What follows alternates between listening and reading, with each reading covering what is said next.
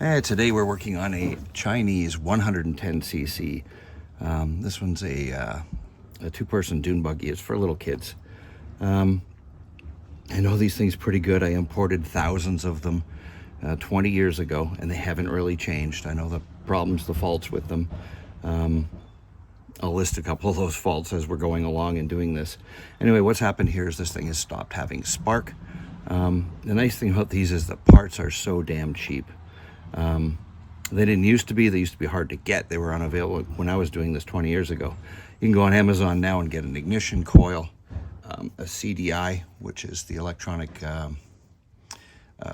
ignition, the voltage regulator rectifier, spark plug, everything like that for like 20 bucks, and replace them. It's cheap. I think a Stator is probably around $25, and that's the problem we're having today. The Stator is the little electrical windings within the engine that, as the flywheel spins, it creates an electrical current, charges the battery, runs the lights, and creates the spark for the spark plug.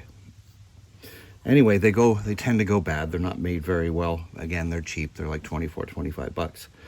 Pretty easy to replace. This one is an electric start, so this one might be a little bit different if you have a kick start. This is the electric start part up here. There's the starter. There's a little chain drive that goes down and runs that. You'll see it once we get the cover off. There's 4 8mm bolts holding this on. These have the 2 ground wires. That's a short bolt. I've already loosened these. You don't have to watch me loosen them. There's another one at the front. Keep track of the length of them because they're all different lengths. On the bottom, there's a longer one. And right here to the back, depending on your model, there's 4 or 5 bolts. Pick that one up so I don't lose it. I've already unwrapped the little wiring cover. This rubber wiring cover is just covered in duct tape, and that covers all of the wiring here. They're all plug-in connections, simple. They only go one place, which is nice. They only go to one thing. There's only one thing they can plug into. When you're replacing something like a Stator or a CDI, just count the number of pins, and when you order it, make sure you get the one that looks the same as yours. They're 4 or 5. I think some of them have a... Some of the newer ones might be the tiniest bit different. Anyway, I unplugged all these. There's also the possibility that you can get them with a plug-in connection here and not a plug on this side. So, depends. If you don't have a plug-in, they can pop in like this. They can wire in like this. I've already unhooked all this stuff and taken the cover off just to make this easier so you guys don't have to watch that all done, but it's very simple. This just wraps around all the wires there. So now we're just going to slide the cover off. It's magnetic, so it's going to grab a little bit. Come on, you.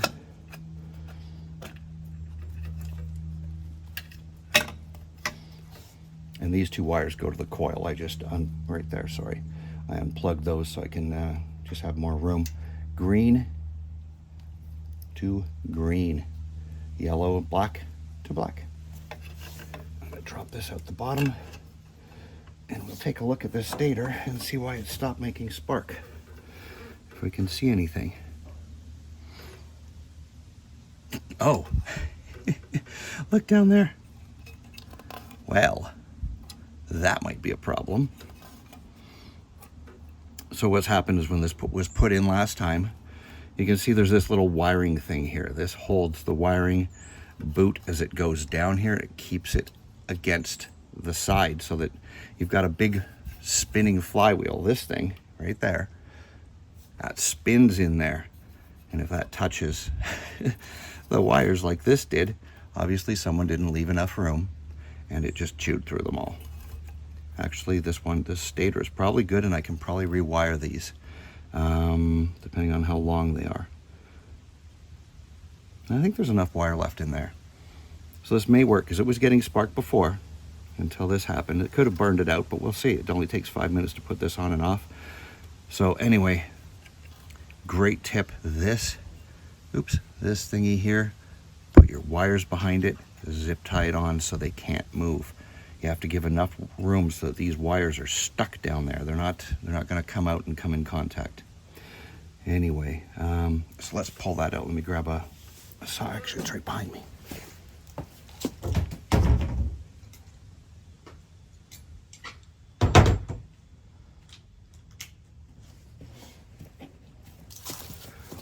So these are also all 8mm, so let's take out the wiring cover, which should have been protecting the wiring going down there.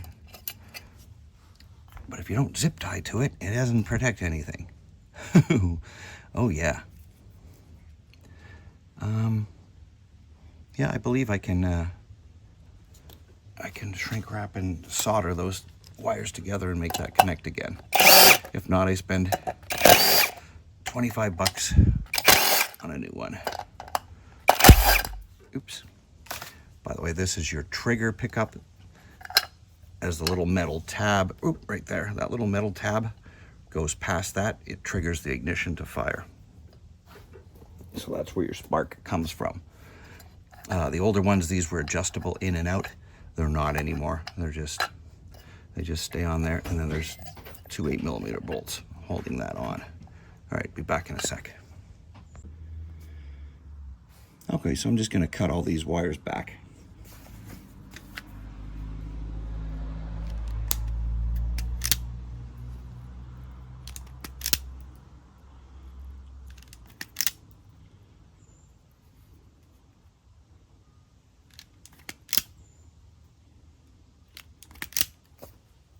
Here's a quick tip, is to try not to cut them all the same length.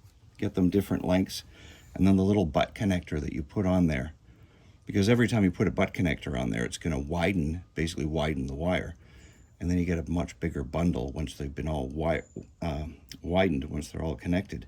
And it's kind of hard to get them put in the proper place. And get them all in the same spot. Oh, that white one's cut down there just above my finger. So we'll cut that one shorter too. Anyway, I'll strip all these wires back and be back in a second.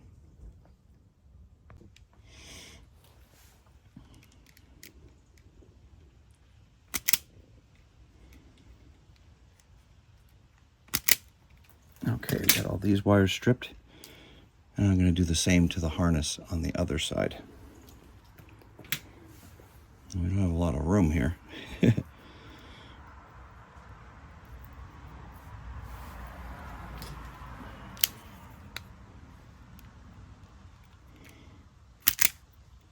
Yeah, we do not have a ton of room.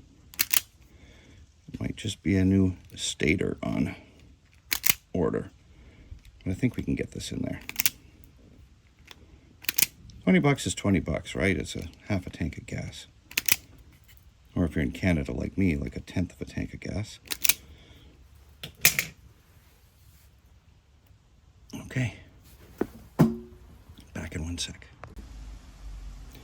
Okay, so what I'm using here to connect the wires are shrink butt connectors. I usually use the shrink and solder, but I don't have enough of the little of this size. Generally pick the one whose inside is as close and nice and snug to the size of your wire. You don't want them fitting in there loose. And then you can twist up the wire on both ends. Slide it in. Nope, I didn't twist it up enough. It's just snug enough to fit in there.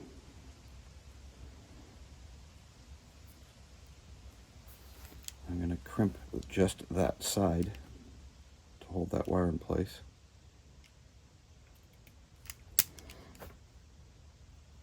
And then I'm going to stick the other side in.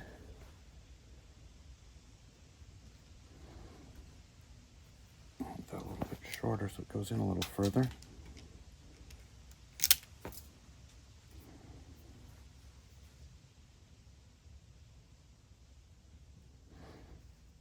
Okay.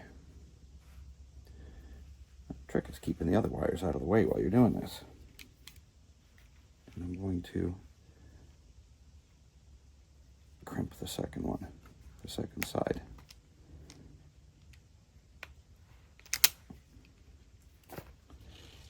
Okay, those are in there, and they don't have to be super tight because this is a shrink and glue connector.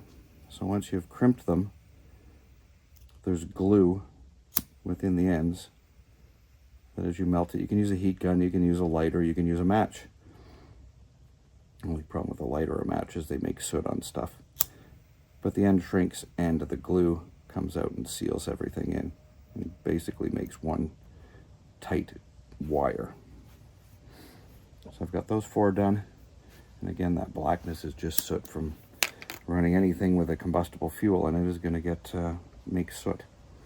So I've got the yellow wire to go, and we will be done, and I'll be back in a second to show you us putting this back in. We'll give it a shot, see what happens. Okay, so now that all the connectors are shrunk into place, I'm going to slide this covering back over to protect them, because they must have been all sticking out individually down there. I don't know. They shouldn't have been, but they probably were.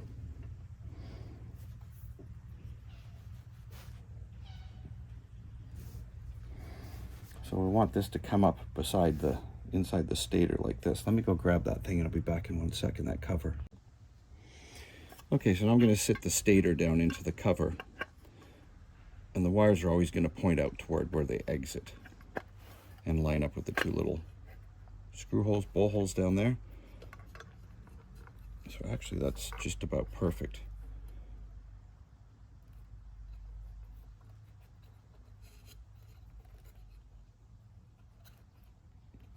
I want to see how much room I've got. Okay, so this wire protector here, this thing, its job is to go down there and keep those wires from coming into contact. So this should have been zip tied or taped. Those wires should have been taped to this to keep these from ever moving out of here. They should never have moved out from behind this. It should trap them behind it. So you hear that? See how that traps them behind it and keeps them down flat, flush down there? So I'm going to pull this out and tape them to that. Tape the living crap out of them, or zip tie them. I don't know if the electrical tape, in the heat, it might, when this engine heats up, the adhesive might give out. So I'm going to zip tie them. So I'll put 2 zip ties on this to hold this wire bundle to it, and then we'll never have this problem again, hopefully. Anyway, I'll show you that once it's done, and I'll be back in a second to show you how to ensure that this doesn't have the same problem. Okay, what I ended up finding was a large piece of shrink wrap that would go around those wires and around this little hold down pin and hold it there. Now, I think one of the problems people have is they think this goes in here. It doesn't, because this will come out and interfere with the rotor or the flywheel. So make sure it's flush like this. It's beside there. And let's take our screw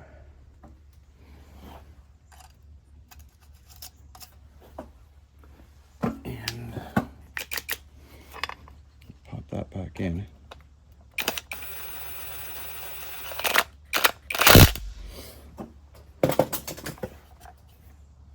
And there's the wires coming out that will go back to that wiring harness. And now that was not going to connect with the rotor or the flywheel, whatever you want to call it. So now we can put these 2 main stator bolts back in.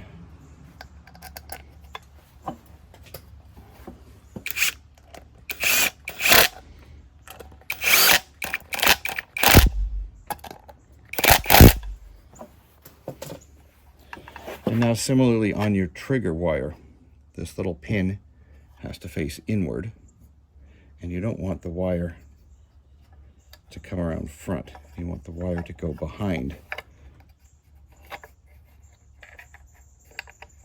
Oops, I hope you can see that.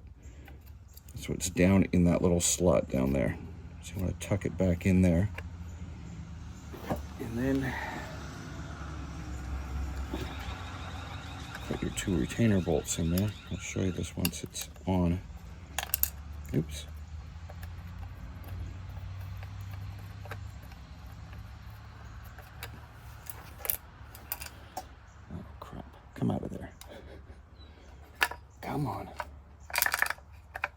Damn it. Slightly magnetized. Where'd you go? There it is. Oh, no, it wasn't magnetized. I thought it might have been magnetized from being near the rotor. It was just hung up. Okay. And again, that little wire's got to be pushed down in that little slot. So you see everything is down and flush. It comes along the wall and then in. And that's as far as I can push this holder pin back in. I could have used electrical tape. I could have used zip ties to hold this down. But I think that works pretty good.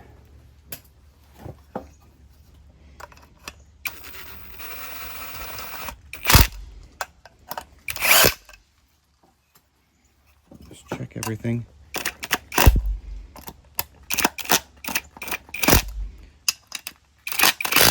This impact is probably about 10 foot-pounds, so it's not that much.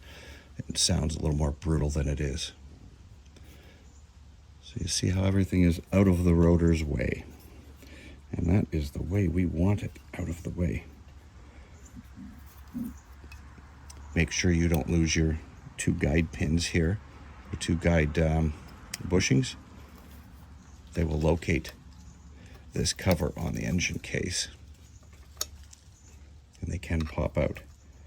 And they basically, the wider holes, you've got a regular screw hole, wider hole, and the screws go in them. These just locate it and square it up with the case. So we're going to put this back on, put all the bolts back in, plug everything in, and finger crossed and see if we got a spark. Okay, all installed, checked all of our wiring, made sure the coil was hooked back up, and we've got a different spark plug, just an extra one, plugged into the boot.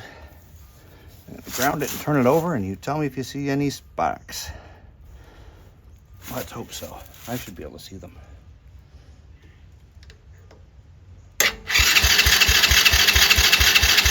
Yep. You can see the sparks. Let's put it somewhere dark. We got spark, so let's hook it up. I haven't hooked my shifter up yet, so it's not in gear, I hope. So pull the choke and see if the sucker starts. Well, what do you know?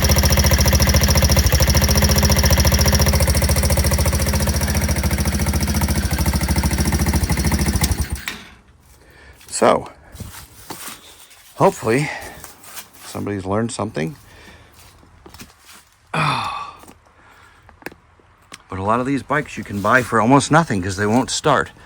And people don't know what they're doing with this stuff. And I'll say it, like the CDI, the rectifier, the ignition coil, again, cheap as hell. Rarely ever go wrong. Rarely. Little things go wrong. One of the things you can look for when you buy these things, when I was buying them 20 years ago in bulk, we changed out the motor oil instantly.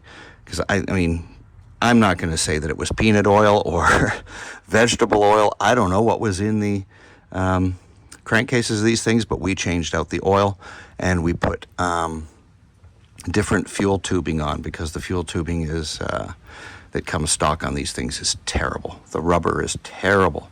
It would last maybe a week exposed, especially if you use ethanol. Don't use ethanol. If you can avoid ethanol, if you can get non-ethanol fuel, doesn't matter if it's premium, regular, whatever, non-ethanol, try and run non-ethanol in these things, because ethanol will eat the rubber out of the carburetor, the seals, everything. So change the oil first thing, put good quality oil in, and change your fuel line hose, and you will be probably fine forever. These things can run quite a long time. Mechanically, they're really good. They don't really die. Check all your bolts once in a while for tightness. Put Loctite on them, Loctite Blue. Rubber is the big problem, and the oils that they ship with. Other than that, most things are good. Check tightness of bolts, and other than that, you should be fine. Anyway, thank you very much for watching. Any questions, throw them in the about these things. I do know quite a bit about them. Throw some comments, the questions down in the comments. I'll try and answer them. Thanks for watching.